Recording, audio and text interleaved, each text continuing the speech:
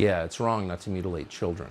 But again, the whole thing is an insulting caricature of femininity and womanhood. And so we thought it might be interesting to talk to an actual woman, a very brave one. Riley Gaines just graduated from the University of Kentucky, and while she was there, the NCAA forced her to compete against a man dressed as a female swimmer, and she didn't like it, and she was brave enough to say so. She joins us again tonight. We're always happy to have her. Riley, thanks so much for coming on. Now, you are a woman, so you just learned from that guy that once you're a girl, you cry a lot and pay too much for clothes online. Would you say that's the sum total of womanhood in your experience as a woman?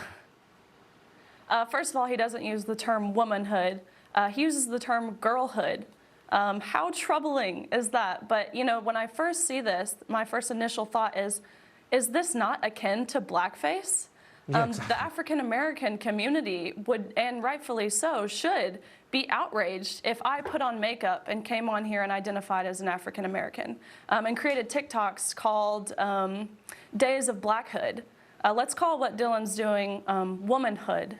And that's exactly what this is. This is a man with a fetish, who is gleefully putting together all the stereotypes of women, like makeup and the outfits and having breasts and carrying around tampons and having menstrual cycles and all these things, and using that to define what we are and what we stand for. And womanhood is not and should not be a mental disorder suffered by men.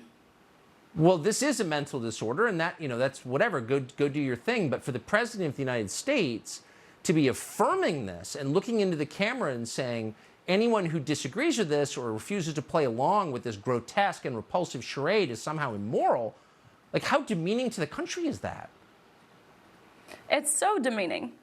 We have women out here who have accomplished amazing things, women developing cancer studies and research and vaccines and things like that, but they're not being recognized for what they've accomplished. Instead, we're recognizing a man who is claiming to be a woman and know womanhood better than what real women do.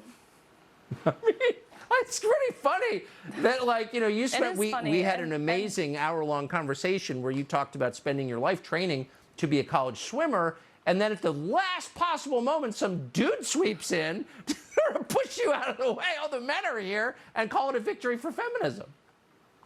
Right. And that's what we've turned to as a country, and we can't be surprised we're here. We've put ourselves here. But I think women are starting to realize that this is wrong. Women are mad. You know, there was that boycott to Ulta. If you guys have seen the videos, I encourage everyone to watch. They have 2 men on there talking about what it is to be a woman, and women are recognizing that this isn't what defines us. Yeah, I mean, I think if people put up with this, you know, and this is, of course, the whole point, I'll put up with anything, you know, literally anything, so probably shouldn't. Riley Gaines, thank you again for your bravery and how clear you are in explaining your views. Thank you. Thanks, Tucker.